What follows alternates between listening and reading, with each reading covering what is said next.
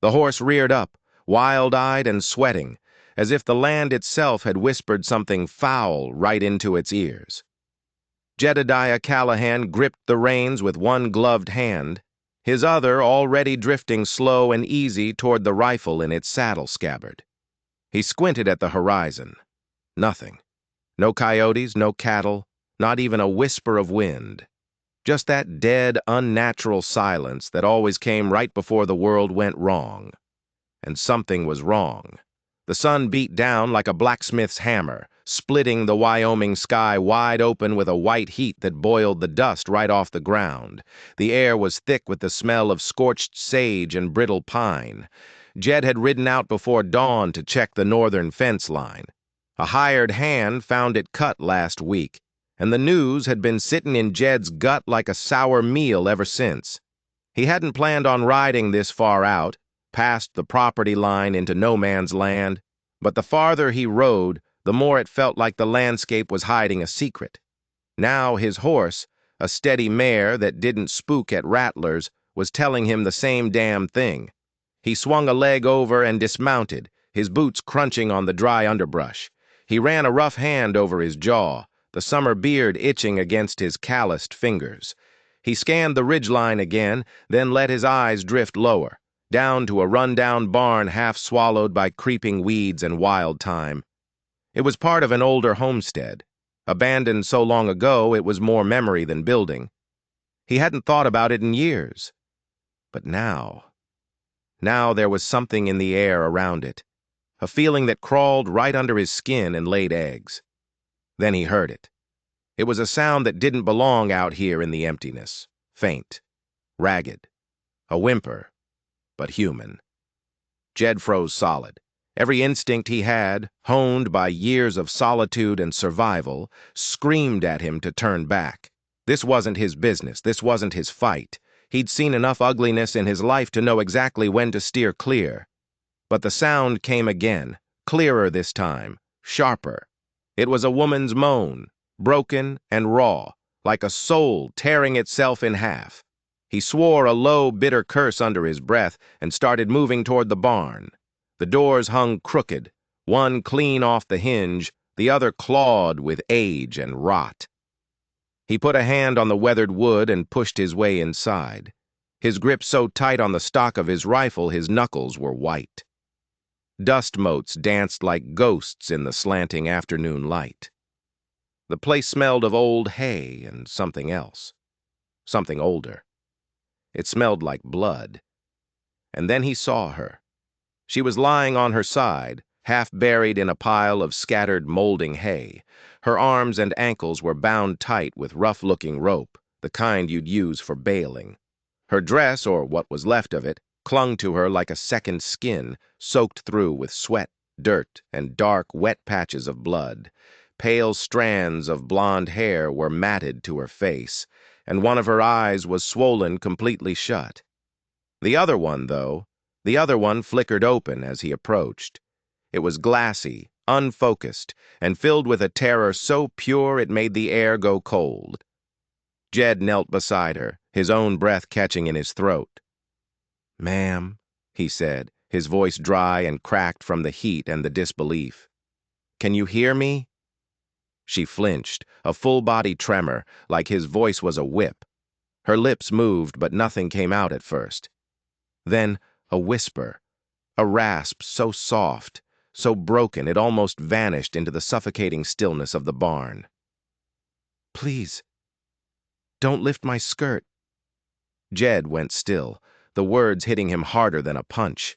The plea wasn't just desperate. It was fractured, humiliated. It wasn't about modesty, not the way a decent woman might feel. This was something else entirely, something deeper and darker. It was a warning.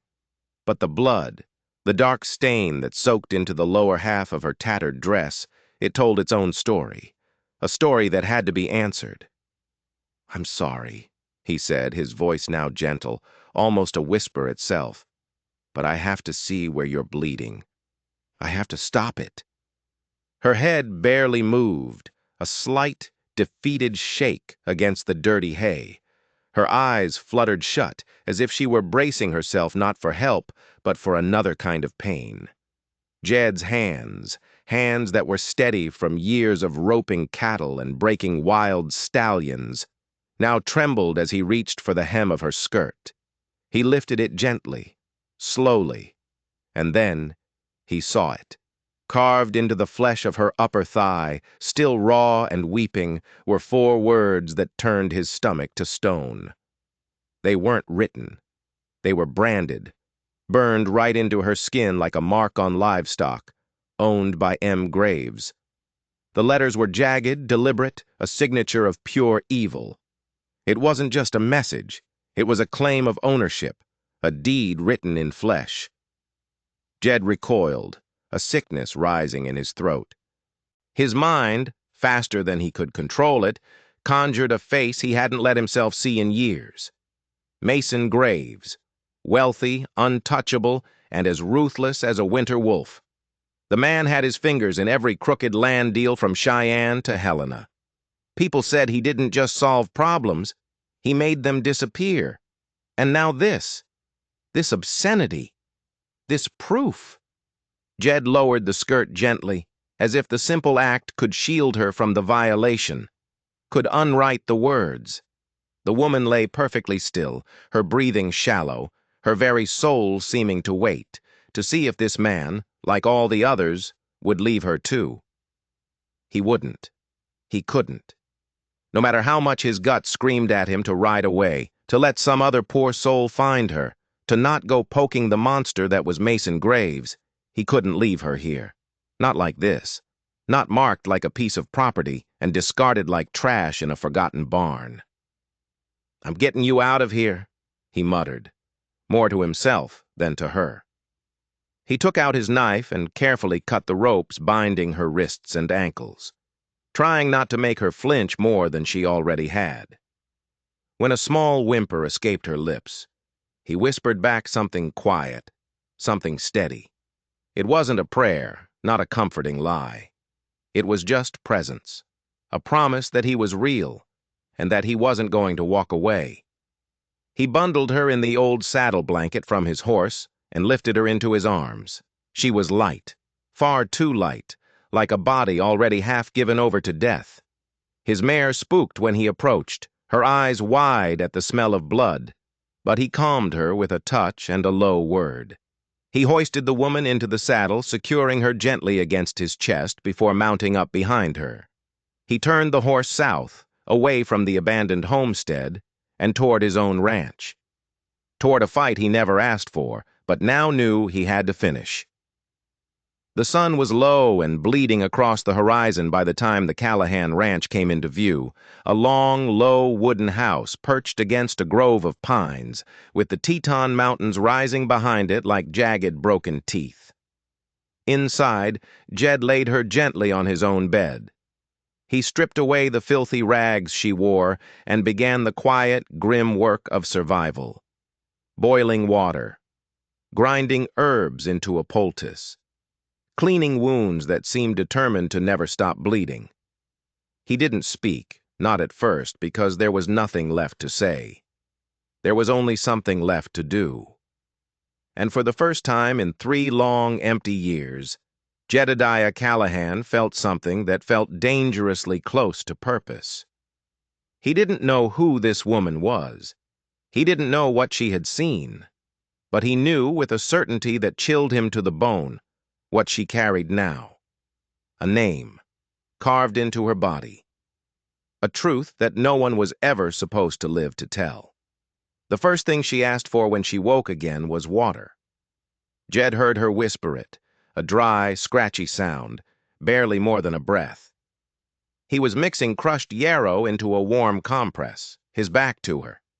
He turned quickly, kneeling at her side with the tin cup he'd left cooling on the windowsill. Her lips trembled as she tried to sit up, but her strength failed her halfway, and she slumped back against the pillows. "Easy," he said, sliding a steady arm behind her back.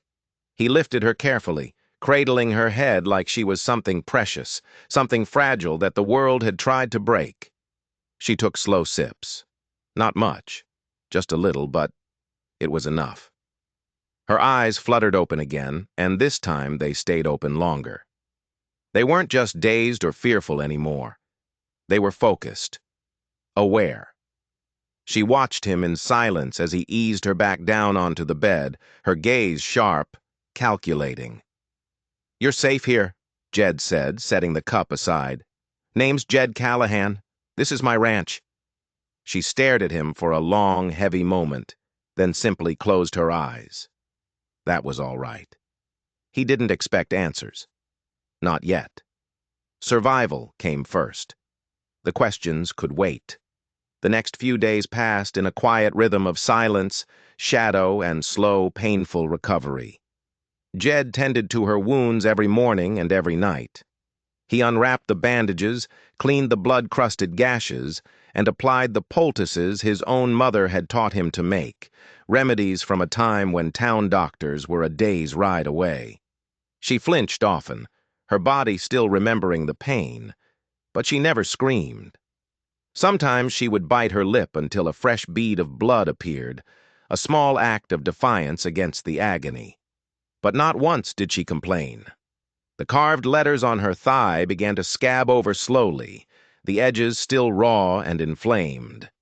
He tried not to look at them for longer than he had to, but they were always there, a constant, ugly reminder. Owned by Emsa Graves. It didn't just stain her skin. The words crawled into his own bones, settling deep in his marrow. Jed didn't say much during those days, and neither did she. But he noticed how her eyes followed him now. Not with fear, not anymore, but with a watchful intensity. She was measuring him, weighing him, as if trying to decide if this quiet sanctuary was real or if it was just another trick, a brief lull before the next wave of pain arrived.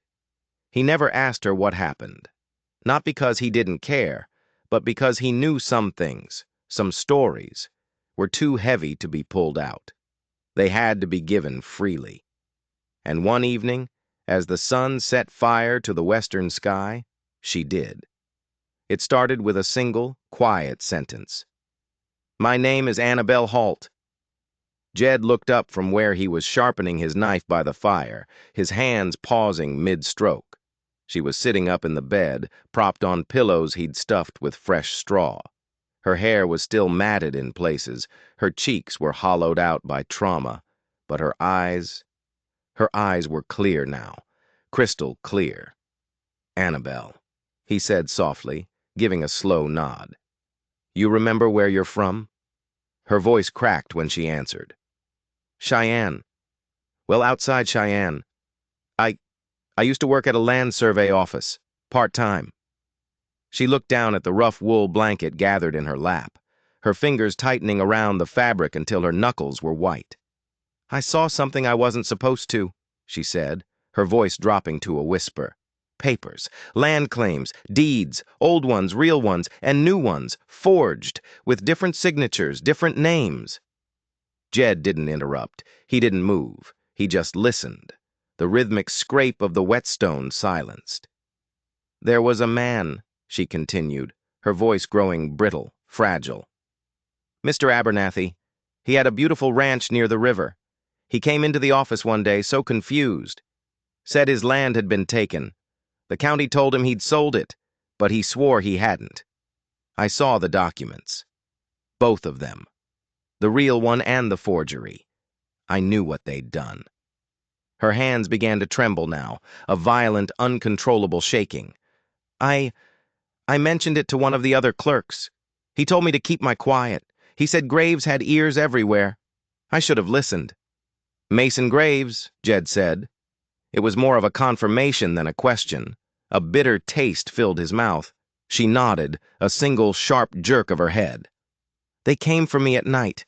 2 men. I never saw their faces clearly. They said if I didn't tell them who else I'd told, they'd make sure I'd never speak again." She swallowed hard, a painful clicking sound in her throat. "I hadn't told anyone. Not really. It was just a stupid whispered comment. But they kept asking. And when I couldn't give them a name, they kept cutting." Her hand drifted unconsciously to her thigh, to the place where the scar was healing, the scar she hadn't dared to touch in days. That, she whispered, her voice breaking completely. That was his idea, Graves's. He wanted to mark me, so I'd always remember. Jed felt something ignite low in his chest. A deep, steady, burning rage. Not the hot, flashing kind that made you lash out blindly. This was the other kind, the cold kind, the kind that rooted itself in your soul and waited, patient and sure. They left me in that barn, she said. Her voice choked with tears she refused to shed. They thought I'd die slow. If you hadn't found me. She didn't finish the sentence. She didn't have to. Jed stood abruptly, the chair scraping against the wooden floor. He walked to the stove and stoked the fire, shoving the iron poker into the glowing embers with more force than necessary. He just needed something to do with his hands, something to hit. Annabelle didn't speak again that night. The story hung in the air between them, thick and heavy and poisonous. The next morning, Jed woke before the sun had cleared the peaks, while the sky was still a bruised, bleeding orange. He saddled the mare, packed a satchel, and told Annabelle he'd be gone for half the day. "Where are you going?" she asked, her voice still thick with sleep. "Town," he said, his voice flat. "Need to buy more bandages, salt, other things." She looked at him, her gaze lingering for a moment longer than necessary. "You're not going to the sheriff?" Jed's jaw clenched so hard a muscle jumped. "No." She didn't ask why. She already knew the answer. Sheriffs were bought and sold just like land deeds. He returned that evening with supplies, but also with news he kept to himself. Graves wasn't in Cody. He was up in Casper, closing some big business deal, but his name still carried weight. The men Jed had cautiously asked about the abandoned barn barely met his eyes, their faces shutting down like locked doors. He didn't tell Annabelle that part, not yet. That night, after a simple dinner of beans and jerky, she looked up at him across the small wooden table, her clear eyes searching his. "Why didn't you walk away?" she asked. "From the barn. Why didn't you just leave me?" Jed didn't answer right away. He stared into the depths of his tin cup as if the answer was written there. "Because I've walked away before," he said finally, his voice rough. "Too many times." She didn't press for more. She didn't need to. She simply nodded, a slow, understanding gesture.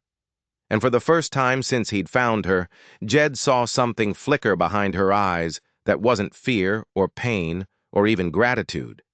It was resolve, a spark of steel. He realized then, with a sinking feeling in his gut, that this wasn't over. Not for her, and not for him. Not with that name carved into her skin like a signature on a deed. Not while Mason Graves still drew breath. The third night, a slow, steady rain began to fall. Not a hard storm, just a persistent patter that tapped on the tin roof of the cabin and softened the world outside into a gray, whispering hush. Jed sat in his usual chair by the hearth, one boot propped against the warm stone, a book open in his lap, its pages unread. Across the room, Annabelle lay on the bed, half dozing, one arm draped over her stomach. Her breathing was deeper now, more even. She was healing, but it wasn't just her body. He'd watched it happen quietly, piece by agonizing piece. The dark bruises on her face faded from purple to a sickly yellow, then disappeared. The tremble in her hands eased. The nightmares still came. He heard her muffled cries in the dead of night, but they were less frequent now. She no longer curled inward on herself like she was expecting a blow with every sudden movement, every loud word. That evening, she'd insisted on helping with supper, however little she could manage. She'd stood at the table, her legs still shaky beneath her, slicing dried onions while he stirred a pot of stew on the stove. Her hands had moved slowly, awkwardly, but there was a kind of stubborn pride in the simple act. She was reclaiming something. Some small piece of the life they'd tried to steal from her. Jed had seen it in her eyes, and he hadn't tried to stop her. Now, with the stew long eaten and the dishes cleaned, they sat in a comfortable silence as the rain whispered its secrets across the roof. Annabelle's voice, when it came, broke the quiet spell. How did she die? Jed didn't look up from his book. He turned a page, though he hadn't read a single word on it. Who? He asked, though he knew exactly who she meant. Your wife.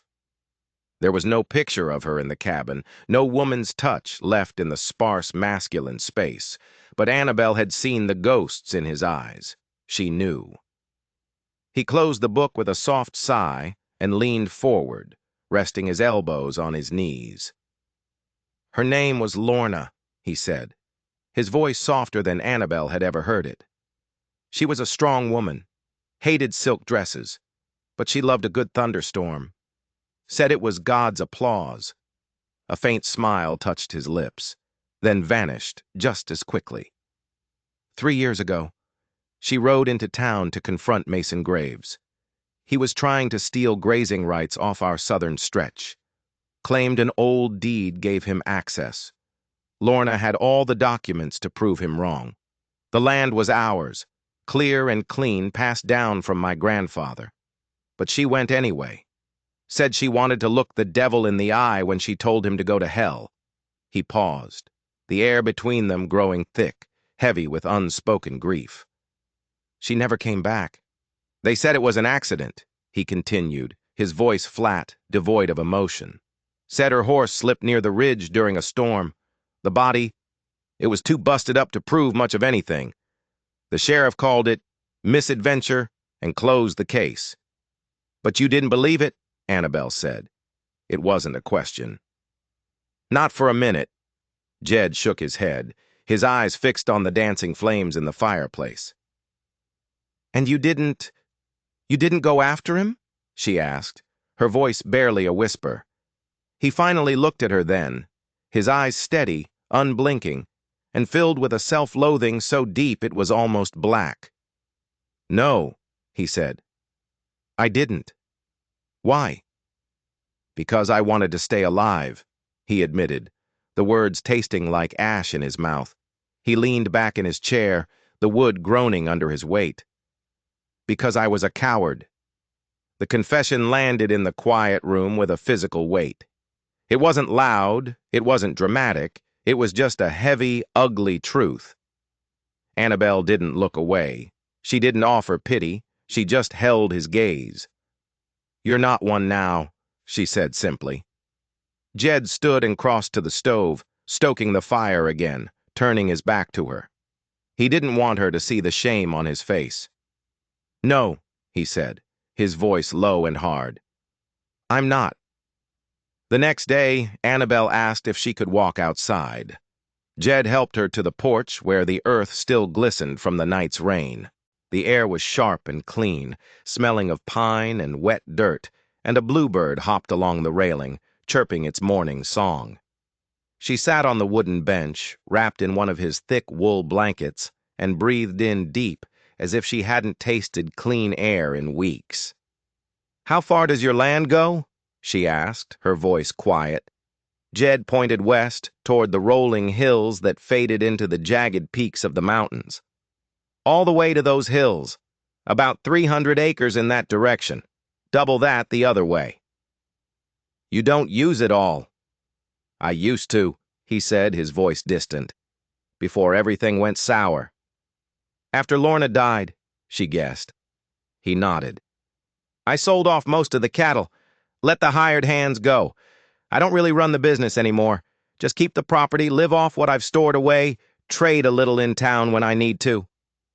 Sounds lonely, she said softly. Jed didn't answer.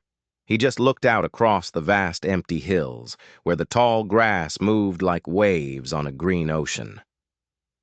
I envy you, she said after a long silence. He turned to her, his brow furrowed in confusion. Envy me? After everything you've... You have space, she interrupted. Air. Land that no one can take from you. Jed sat down on the bench beside her. Even land this wide doesn't keep trouble out, Annabelle. No, she agreed, looking him in the eye. But it gives you a place to fight from. They sat there for a long while, just listening to the wind sighing in the pine trees. That afternoon, Jed rode out to chop firewood. When he returned, the sun slanting low, Annabelle was inside the cabin. She was standing by the stove, stirring a pot of something that smelled rich and savory, her sleeves rolled up to her elbows. "You should be resting," he said, his voice gruff. She glanced back over her shoulder with a small, defiant half-smile. "I've rested enough." He dismounted and stood in the doorway, just watching her for a moment. Her back was straighter than it had been. Her matted hair had been washed and tied back with a piece of twine.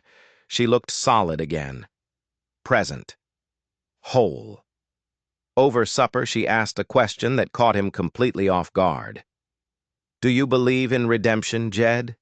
He studied her face for a moment, the firelight casting dancing shadows across her sharp cheekbones. "I used to," he said finally. "Now I just believe in choices." She nodded, as if she understood something deeper than the words he'd spoken. "I want to help," she said, her voice firm. "You already are," he started to say. "No," she cut him off. "I mean with Graves. I can't just disappear. I can't let him think he won. He'll just do this again, to someone else. He doesn't get to keep doing this." Jed's jaw tightened. "You know what standing up to a man like him costs, Annabelle?" She instinctively tapped her thigh, right over the spot where the brand was healing into a permanent ugly scar. "I already paid," she said, her voice cold as ice. "I saw what he is. I saw the forgeries. I know who else was in that room when he threatened Mr. Abernathy. I remember their faces, and I still have copies of the land deeds, the real ones and the fakes." Jed leaned forward, his interest piqued. "What do you mean?" "I mailed them to myself," she explained. "A week before they took me, I had a bad feeling." "Where?" he asked, his heart starting to pound. "A drop box in Cheyenne. They're still there, unless Graves found it." Jed sat back, his mind racing, a plan, a dangerous, half-formed plan, beginning to take shape. "Then we go," he said. She blinked, surprised. "We?" "You're not doing this alone," he said, his voice leaving no room for argument.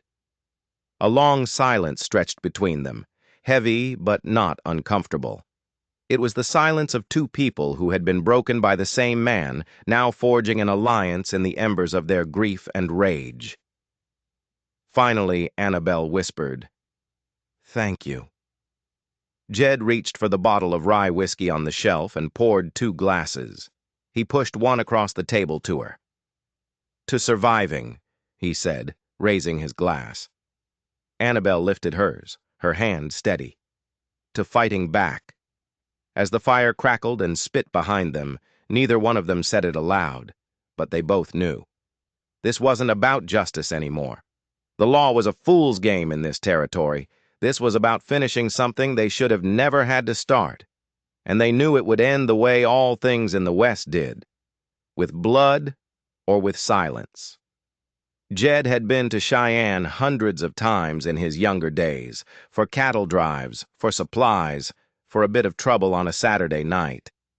But he'd never gone like this. Not with a woman beside him who carried scars hidden beneath her clothes and a core of pure steel in her eyes. Not with the kind of crushing weight that pressed down on your spine and made every single mile feel like a question you were terrified to have answered. They left the Callahan Ranch long before dawn, the world still wrapped in a blanket of frost and deep, profound silence. Jed rode out first, his rifle resting easy across his lap, his eyes constantly scanning the horizon. Annabelle followed on a second mare he'd saddled for her, a quiet, strong animal named Penny with a smooth gait and an even temper. Annabelle was still healing. He could see it in the way she moved, still stiff and sore. But she never asked to stop. She never complained. And she never once looked back. Cheyenne was a 3-day ride if they pushed it, moving steady from sunup to sundown. The plan was dangerously simple. Get to the city, retrieve the documents Annabelle had hidden, and then vanish into the wilderness before Graves or any of his hunting dogs caught their scent. But plans had a nasty way of unraveling out here in the unforgiving landscape. They rode in near silence for most of the first day, pausing only for sips of water from their canteens and quick, tasteless bites of jerky from their satchels. Jed found himself watching her often, not because he didn't trust her, but because he was starting to feel something he didn't quite have the words for. It was admiration, maybe, or something deeper, older. A recognition of pain shared, of a resilience that mirrored the hard, stubborn land itself. That night, they made camp near the edge of a dried-up creek bed, tucked away in a small copse of willows. Jed built a small, smokeless fire while Annabelle gathered kindling, trying to hide the limp that grew more pronounced as the day wore on. When they finally sat down, the stars above them seemed impossibly close and bright, like the sky had lowered itself just to bear witness to their desperate little quest. "You sure you're ready for this?"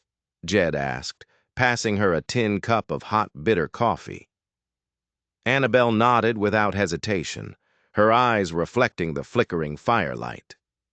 "I've been ready since the night you found me in that barn." He looked at her for a long time, at the new lines of hardship etched around her eyes. "You ever think about just running instead?" "All the time," she admitted, her voice low. "But it's not about fear anymore, Jed. It's about not letting him decide who I get to be for the rest of my life." Jed stirred the fire with a stick, sending a shower of sparks up into the darkness. "He marked you like property," he said, the words like gravel in his mouth.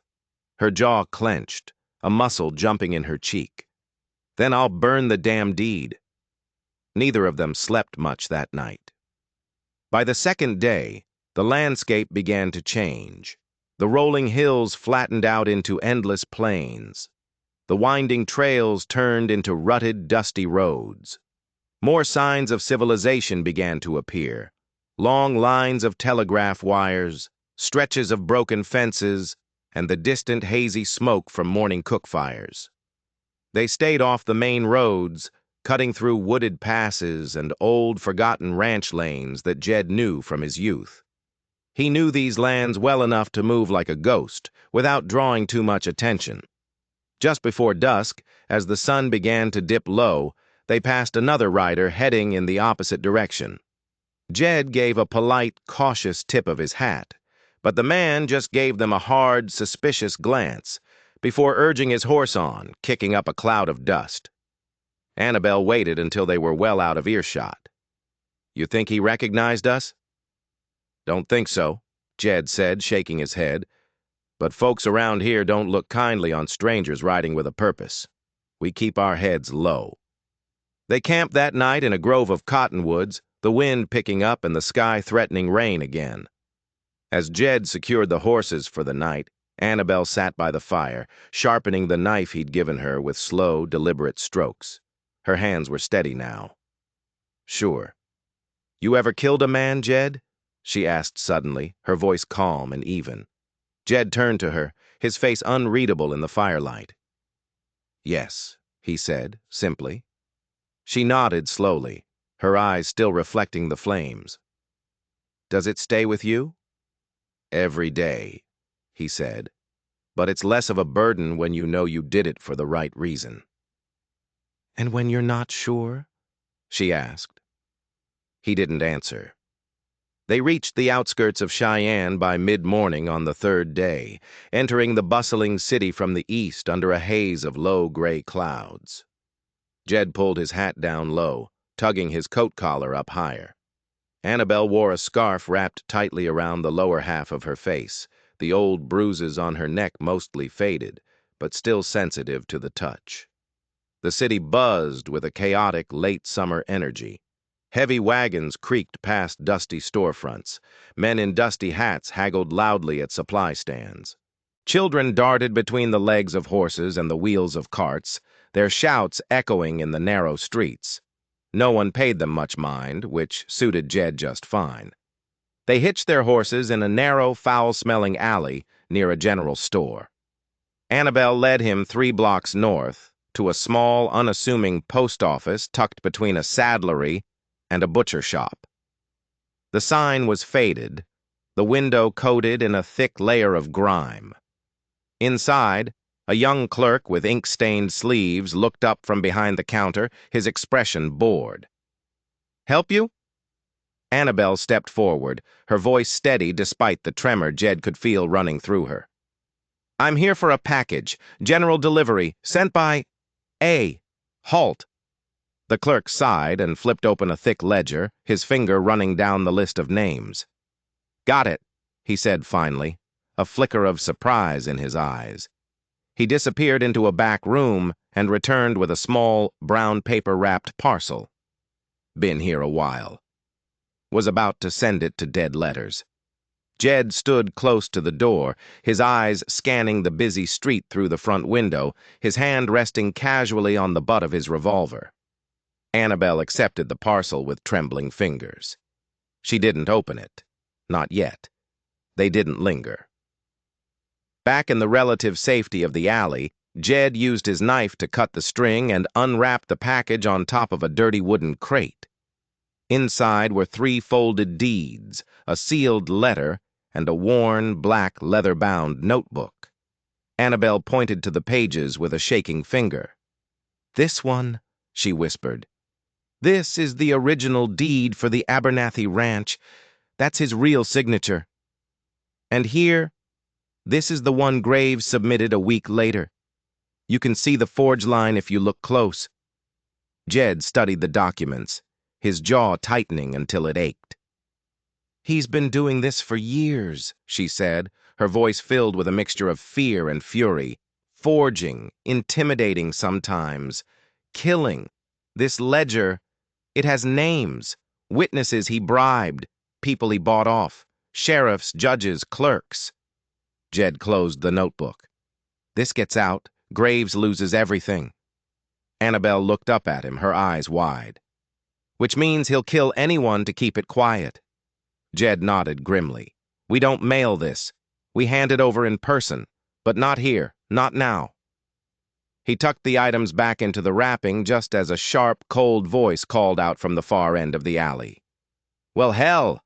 I didn't think you'd be stupid enough to actually come back for it." They both spun around. A man stepped out of the shadows, slender and sunburnt, with a revolver holstered low on his hip and a nasty scar twisting the left side of his mouth into a permanent sneer. Jed recognized him immediately. Rye Tolbert, one of Graves's oldest, meanest hounds. Behind him, 2 more men emerged from the darkness, each armed, each smirking like they already knew how this was going to end. Jed moved instinctively, putting himself between Annabelle and the men.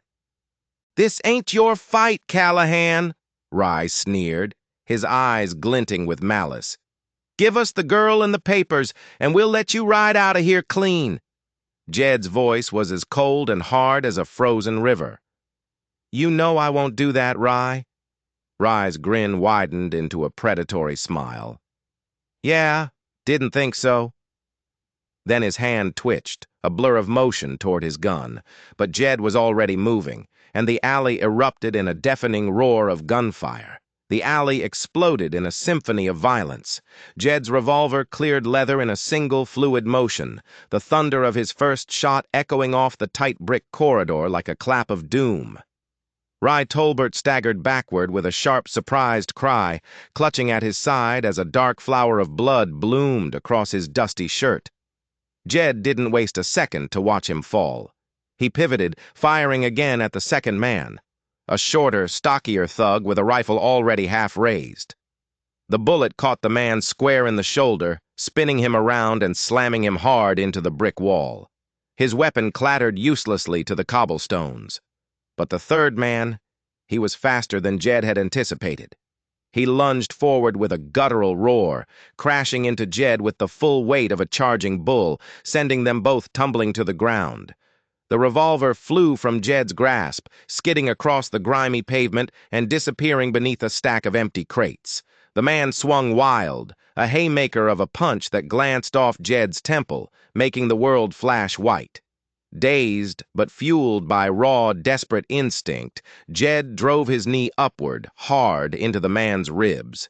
The thug grunted in pain but didn't loosen his iron grip. They rolled across the filthy ground, boots scraping on stone, fists landing with dull, sickening thuds against flesh and bone.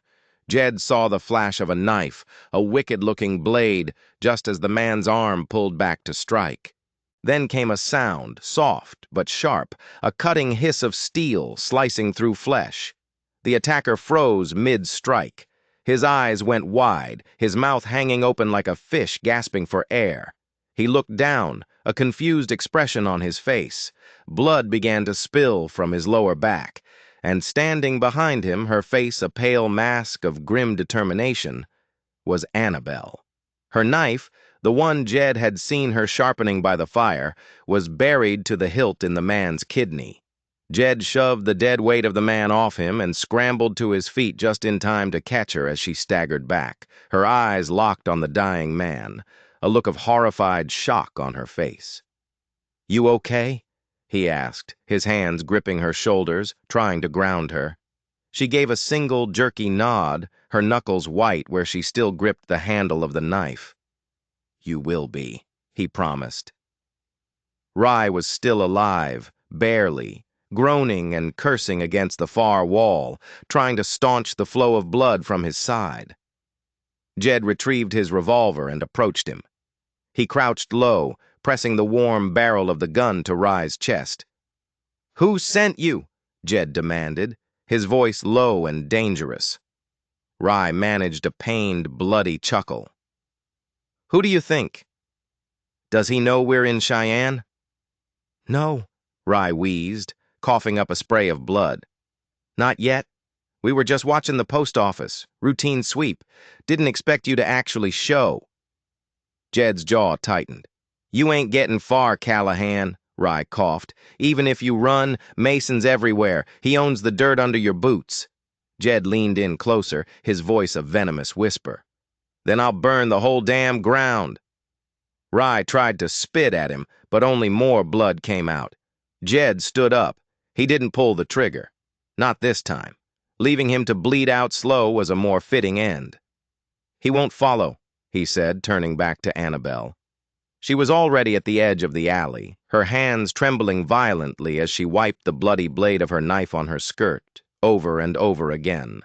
She looked at Jed, her eyes hard now, haunted but unflinching. "We have to move," she said, her voice strained.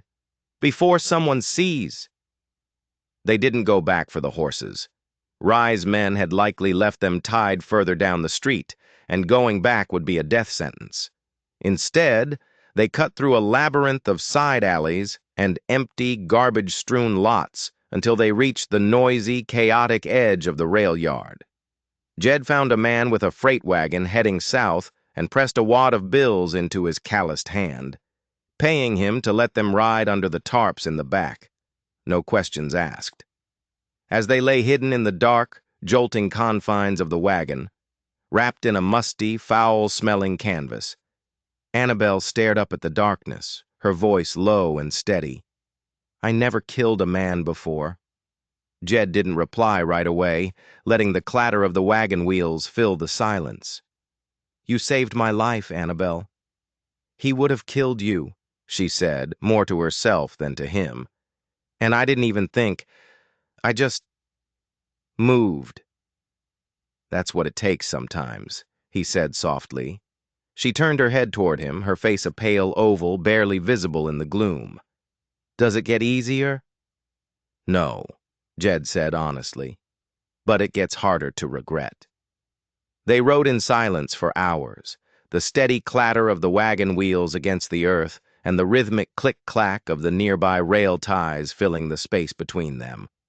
When they finally reached a small farmstead on the far outskirts of the next town, Jed paid the driver extra to keep his mouth shut and let them off before the sun came up.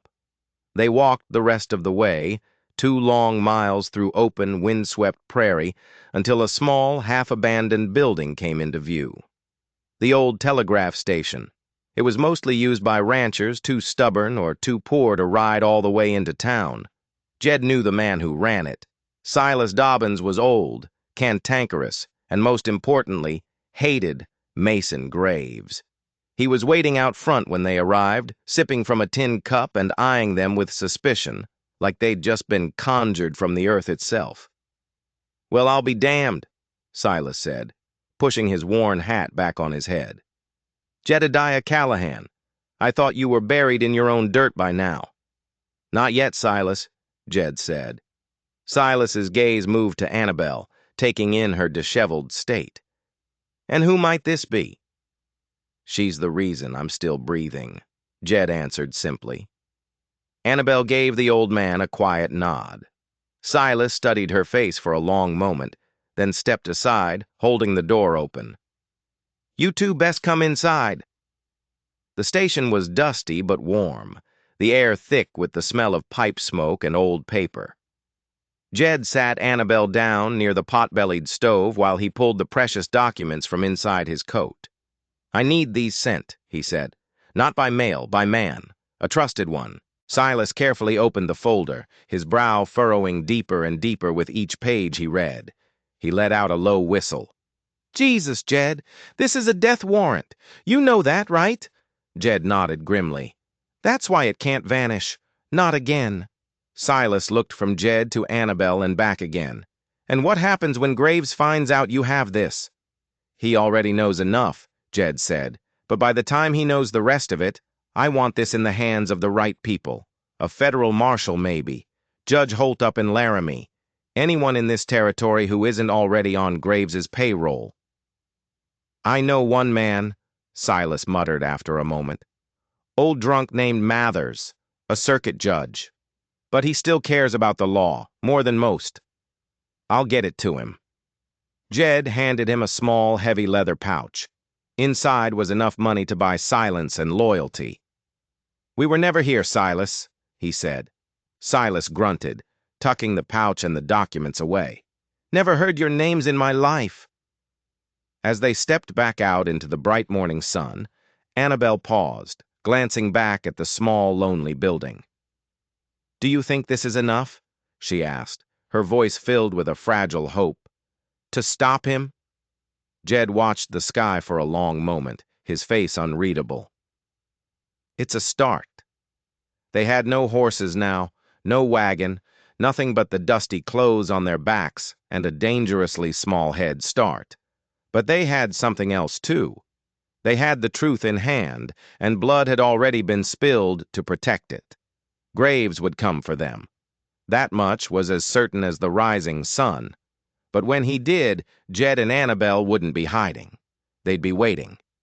The wind howled across the plains on their journey back, a mournful sound like the earth itself was warning them of what was to come. By the time Jed and Annabelle finally returned to the Callahan Ranch, exhausted and on foot, the very air felt heavier. It wasn't just with the weight of the long trail they'd walked, but with the kind of dead, expectant stillness that only ever comes before a violent storm. Everything was too quiet. The murder of crows that usually perched and squawked along the fence line was gone. The heavy barn door creaked back and forth in a slow, eerie rhythm, though there was no breeze strong enough to move it. Jed didn't speak as they approached the cabin. He didn't have to. He simply scanned the horizon, his jaw set tight, his eyes hard and cold as chips of flint. He didn't need to say what they both knew in their bones. Graves had found out. They were no longer the hunters. They were the hunted. Inside the cabin, Annabelle moved with a silent, focused urgency. She placed the bundle of extra bandages and the boxes of ammunition they'd managed to buy from a remote trading post onto the table. Jed unstrapped the rifle from his saddle, which he'd retrieved from where he'd hidden it in the woods, and expertly checked the chamber. "How much time do you think we have?" she asked, her voice low, not looking up from her task of reloading a spare pistol. "Not much," he replied grimly. "If they were watching that post office, they already know we have something worth killing for. And if Rye didn't make it back to report in—" He didn't finish the sentence. He didn't need to. Annabelle nodded, her lips a thin, determined line. "Then we make it count." They fortified the small cabin with what little time they had. Jed blocked the windows with extra timber he'd stored for the winter, leaving only small slits to fire through. Annabelle poured oil into every lantern they owned and lined up jars of black powder they found in Jed's storage shed, makeshift explosives. Every corner of the home that had once been a sanctuary was now turned into a weapon. Night fell fast and hard, and with it came the sound they'd both been waiting for, a sound that vibrated up from the very ground itself, the distant, rhythmic thunder of hooves beating against dry, hard-packed earth. Jed stepped out onto the front porch, a rifle slung over his shoulder and another held ready in his hands. The sky behind him was painted with the bruised purples and deep, angry grays of twilight. The air smelled like dust and revenge. 3 riders came into view, their silhouettes dark and menacing against the rising moon. The man in the middle was unmistakable, even from a distance. Mason Graves. Broad-shouldered, thick-jawed, and dressed head to toe in black, as if he thought the color somehow made him righteous instead of just a shadow. Jed's heart pounded a heavy, steady rhythm against his ribs, but it wasn't from fear. It was from something else, something cold and final. Graves pulled his horse to a stop just outside the fence line, his voice carrying easily across the open yard, smooth and slick as snake oil. "Well now, Jedediah Callahan, I almost expected you to run. Thought hiding behind a broken girl would suit a coward like you." Jed didn't move a muscle. "You came all this way just for words, Graves? Or you got bullets to match that big mouth of yours?" Graves actually smiled, a chilling, humorless expression. The 2 men beside him, thugs Jed recognized as Clyde and Byron, the worst of his dogs, shifted nervously in their saddles, their hands hovering over their guns. "Last chance, Callahan," Graves said, his voice dropping. "Hand her over. Burn the papers. You walk away, you get to live. She doesn't. That's the deal." Jed spit contemptuously into the dirt at his feet. "You don't make deals on my land, Graves." Graves' smile vanished, replaced by a mask of cold fury. "Then you'll die on it." He raised his hand in a sharp chopping motion. Clyde fired first, his shot exploding with a deafening crack, but his aim was rushed. The bullet hit the thick porch beam just inches from Jed's head, sending splinters of wood flying. Jed didn't hesitate. He ducked and rolled, raising his own rifle and returning fire in one smooth, practiced motion. Clyde tumbled backward off his horse, a red burst blooming from his chest as he fell from his saddle and hit the ground with a dull thud. Inside, Annabelle watched through the narrow window slit, her breathing slow and even. She waited. Byron made a break for the left side, circling wide on his horse to try and flank the cabin. She slipped out the back door, barefoot and silent as a ghost, her knife already clutched tight in her hand. Graves shouted something, a furious order, but the renewed thunder of gunfire drowned him out. Jed caught a glimpse of Byron dismounting, moving stealthily toward the side of the house. He turned to shout a warning to Annabelle, but he didn't need to. She was already there. She moved like wind over tall grass, silent and impossibly swift. Byron never saw the blade until it was already inside his throat.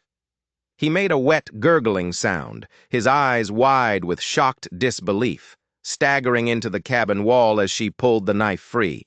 He fell at her feet without another sound. Jed fired again, one more round at Graves. It missed, whining off into the darkness. Graves had dismounted now, using his terrified horse as a shield, firing in frantic bursts toward the cabin. But he was losing ground. His men were dead. He was alone. "Come on out, Callahan!" Graves yelled, his voice ragged with rage. Let's settle this face to face, man to man. Jed stepped off the porch and into the yard, his rifle held loose at his side. No more games, Graves, he said, his voice dangerously calm. Just you and me. Graves lowered his weapon, a feral grin spreading across his face. Fine by me, he charged. The two men collided in a brutal crash of fists and fury, boots digging into the hard dirt, sweat and blood flying with every savage strike. Graves was stronger, heavier, fueled by years of unchecked power and impunity, but Jed was faster, and his rage was older, sharper, honed by years of grief. He ducked under a wide, swinging hook and slammed his elbow into Graves's ribs with a sickening crack. The big man grunted, staggered back, then came back with a powerful punch that split Jed's lip open. They grappled, tumbling to the ground, hands clawing, reaching for whatever could be used as a weapon. Graves's hand closed around a heavy rock. Jed's mind found a reason. With a roar that seemed to come from the very depths of his soul, he drove his forearm hard into Graves's throat, slamming the man's head back against the ground and pinning him to the dirt. His knuckles cracked against Graves's face. Once, twice, 3 times, until the man stopped moving. Jed didn't stop until a small, gentle hand touched his shoulder. "It's done, Jed," Annabelle said softly. He stood up, his chest heaving, his knuckles bloody and raw. Annabelle stood beside him, her expression unreadable in the moonlight, but her voice was calm. "You okay?" Jed looked down at Graves's broken, lifeless body, then at her. "No," he said honestly, "but I will be." They didn't bury Graves or his men. Not then. Instead, they dragged the bodies beyond the fence line and left them for the land to deal with. The same land Graves had once tried to claim as his own. Inside the cabin, they washed the blood and grime from their hands and faces, in silence. Jed sat on the edge of the bed while Annabelle, her fingers surprisingly steady, stitched up a deep gash above his brow. "You know this isn't over," she said quietly, her eyes focused on her work. He nodded, wincing as the needle pierced his skin. "But the worst part is," she tied off the last stitch with a neat knot.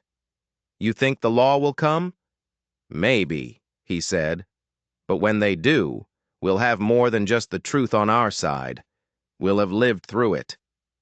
She looked at him then, at the exhaustion and the pain and the flickering hope in his eyes. The scar on her thigh was hidden now, but it would never be gone. "And if they come with questions?" Jed met her gaze, his own eyes clear and certain. "Then we'll give them answers. Together." And in that moment, with the fire crackling low and the faint metallic scent of blood still lingering on the floorboards, they both understood. They had survived the storm. Now, they had to figure out how to build something new in its wake. Dawn came slow and gray, and unnervingly still. The violent storm of the night had passed, but its remnants clung to the ranch like smoke after a fire.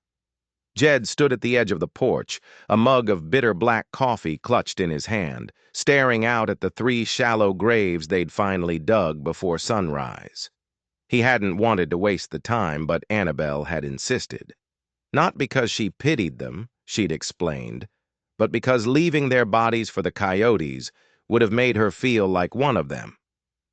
"You don't bury men like that for them," she'd said, her voice quiet but firm as she handed him a shovel. "You bury them for you." The freshly turned dirt still looked too soft, too dark against the frost-covered grass, as if the earth itself hadn't yet accepted the evil that now lay within it. Behind him, the cabin door creaked open, and Annabelle stepped out, a thick blanket wrapped around her shoulders against the morning chill. Her face was paler today, drawn and tired, but her steps were steady. "I keep thinking about the first time I saw Graves," she said, her voice distant. "He was in the survey office, laughing with one of the clerks. It was this fake, warm sound, like he wanted everyone in the room to believe he was just another rich, friendly cattleman. I wonder how many people smiled back at him right before he took everything they had. Jed didn't answer.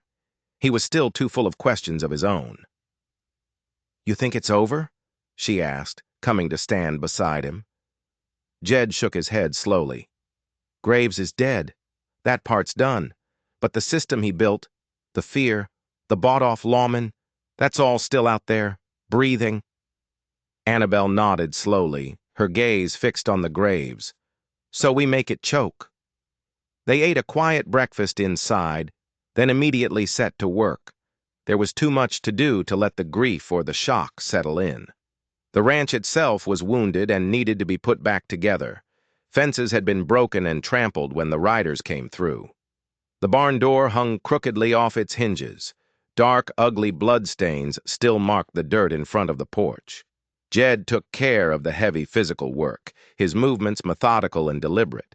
Annabelle, meanwhile, sorted through the ledger and the other documents they'd saved from Cheyenne.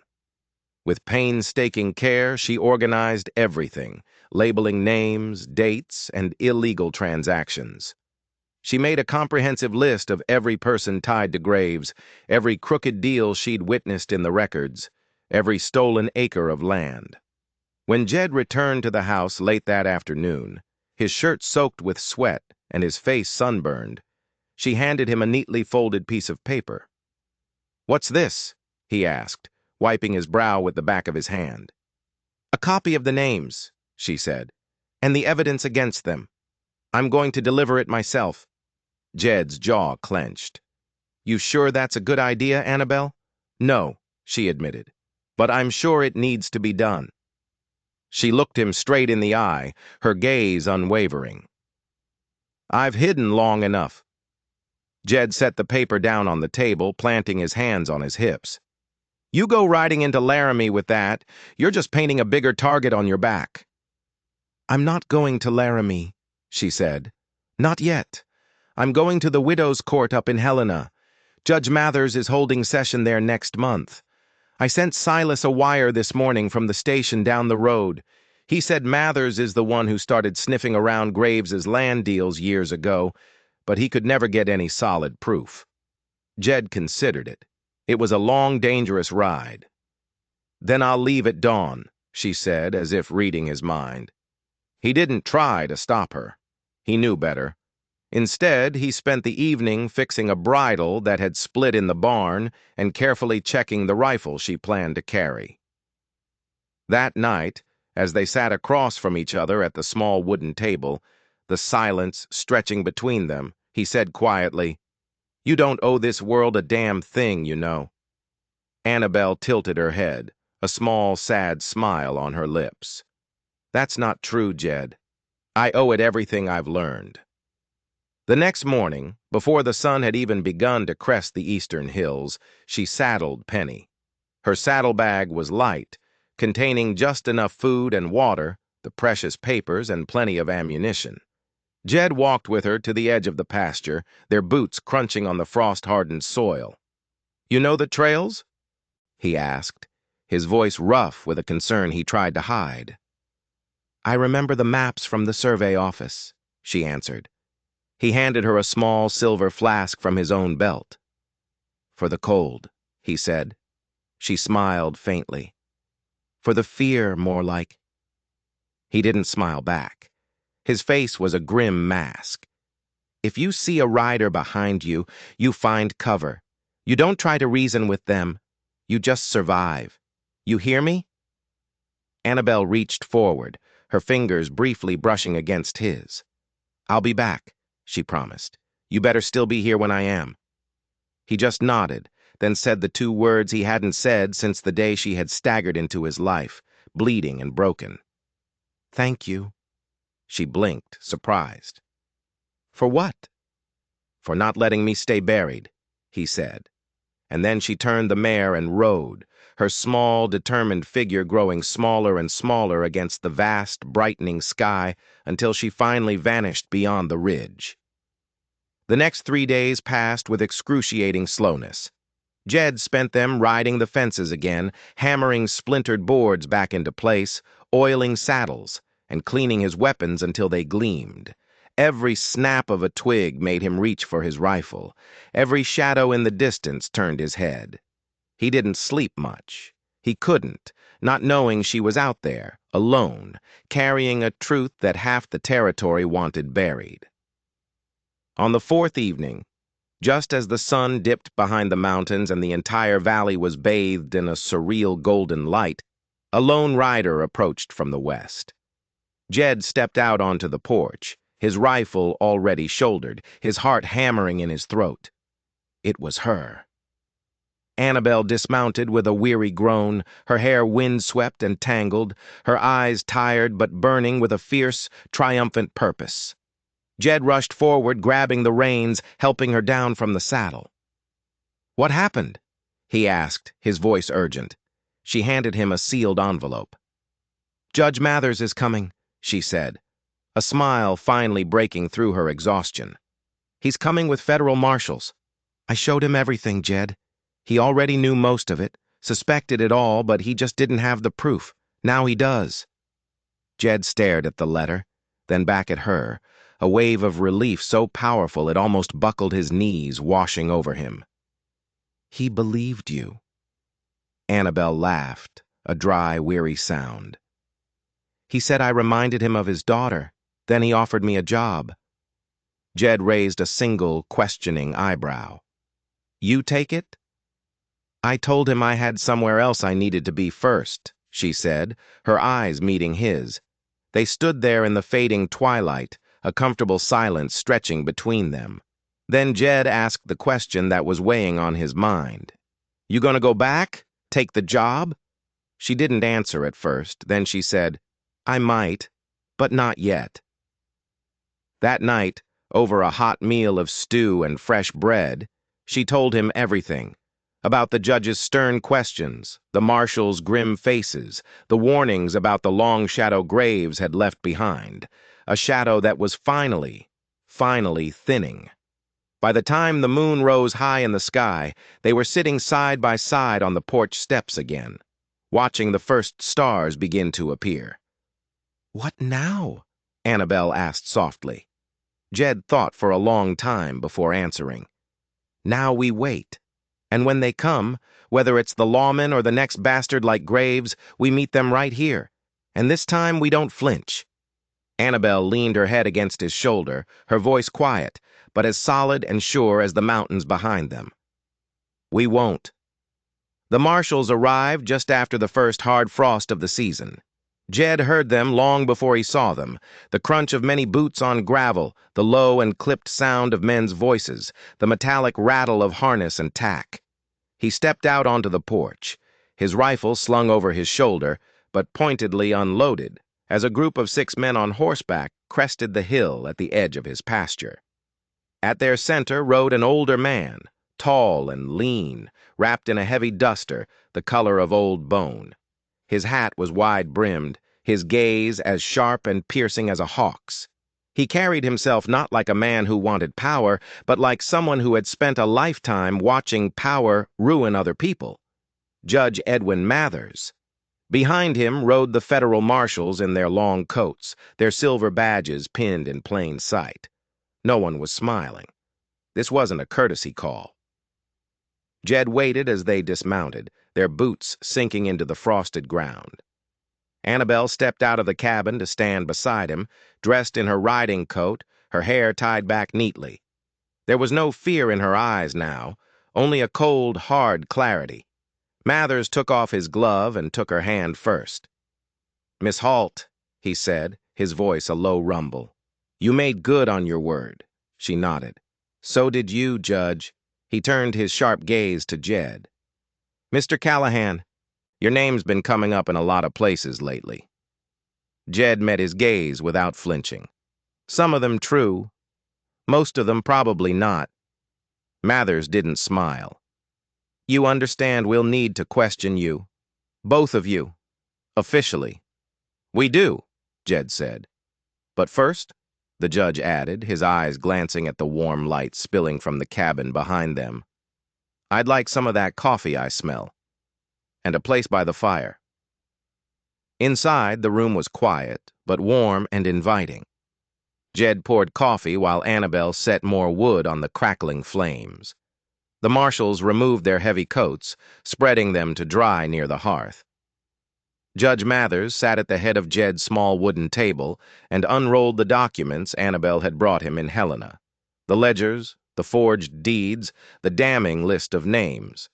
He tapped a long, bony finger on one entry in particular.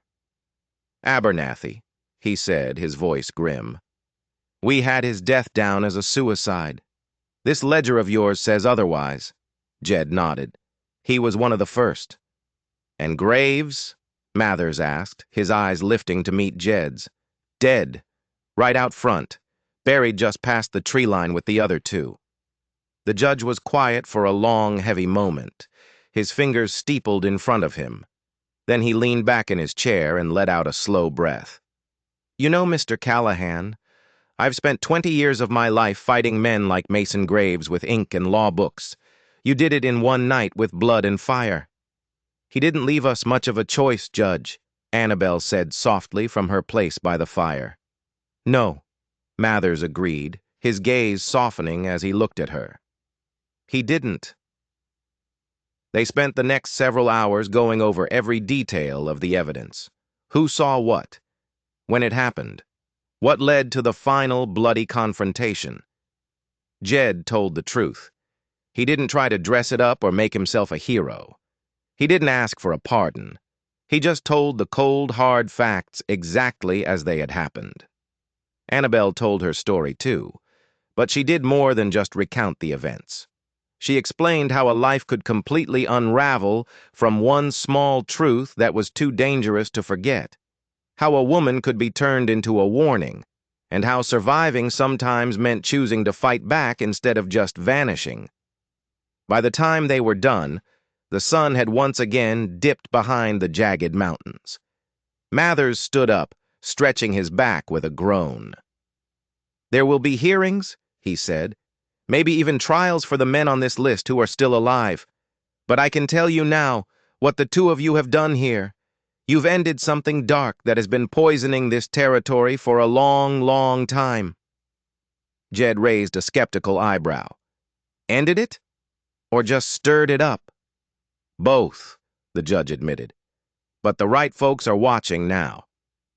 The marshals packed up their gear. No one mentioned handcuffs. No threats were made. Just grim, knowing nods exchanged between men and women who understood that something fundamental had shifted in the balance of power. Before Mathers mounted his horse, he turned back to Annabelle. If you still want that job, Miss Halt, it's yours. Records clerk in Helena. It's safe work, important work. Annabelle glanced at Jed. Jed didn't speak. He wouldn't hold her back, but the sudden, sharp ache in his chest was undeniable. I appreciate the offer, Judge, she said, her voice clear and strong, but I think I've got something else I want to build first. Mathers smiled, a genuine, warm smile for the first time that day. Smart girl. They rode off before dark, their figures disappearing into the rolling hills like smoke blown westward on the wind. Jed and Annabelle stood on the porch long after the dust had settled, the cold night air settling in around them like a blanket pulled over old, tired bones. You sure about turning him down? Jed asked, finally, his voice low. Annabelle didn't answer right away. Her eyes were fixed on the distant, dark horizon. I've been running for so long, Jed. I think I forgot what it felt like to stay still, she said. But now that I have, I think I'd like to see what it feels like to build something from scratch. Jed looked at her, a slow, hopeful smile spreading across his face. Here? She nodded, turning to face him. If you'll have me. Jed reached out, his calloused fingers gently brushing a lock of wind-blown hair from her cheek. I was hoping you'd say that. Winter came in quiet that year, covering the ranch in thick, white sheets of snow that blanketed the world in a profound and peaceful silence. Jed rebuilt the barn, stronger than it was before. Annabelle repainted the front door of the cabin a cheerful shade of blue. Together they fixed the broken fences, laid new floorboards, and planted seeds in small pots, ready for the spring. Some nights they sat together by the fire without speaking a word, comforted by the simple, easy rhythm of a life being returned to them. Other nights they talked until morning, sharing stories about the lives they'd lost and the future they still hoped to find. Jed no longer dreamed about Lorna's death, not because he had forgotten her, but because the sharp, jagged ache of his grief had finally softened into something quieter. A memory. A reminder of the man he had once been. A man who had once looked away from evil and called it someone else's problem. Not anymore. Annabelle still bore the scar on her thigh. She always would. But she wore it now not as a brand of shame, but as a brand of survival. It didn't define her. It simply reminded her of what she had endured and of the woman she had refused to let them break. And when spring finally came, when the first brave shoots of green pushed their way through the melting snowpack and the sky broke open into a brilliant, endless blue, they rode together to the edge of the southern ridge. The land below them was wide, untouched, and full of promise. Jed turned to her, his heart full. "We could build another house here someday," he said, "if you wanted."